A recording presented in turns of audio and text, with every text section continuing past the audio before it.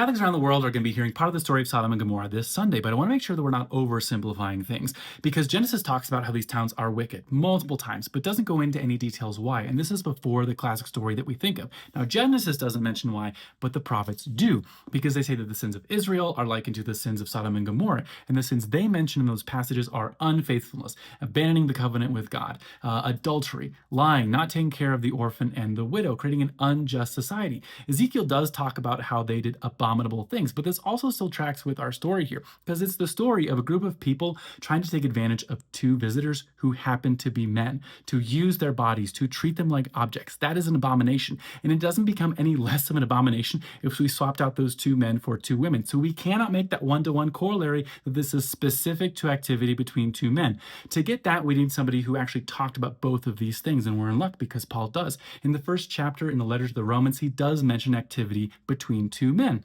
But that's not where he brings up the story of Sodom and Gomorrah. It's not until 9 chapters later when he's talking about the faithfulness of God, the unfaithfulness of Israel. That's when he chooses to bring up the story of Sodom and Gomorrah. Now, Jesus, when he talks about these two towns, it's in reference to him sending out his disciples and people not welcoming them. So do with that what you may. But what is the sin of Sodom? It looks like a laundry list, so take your pick.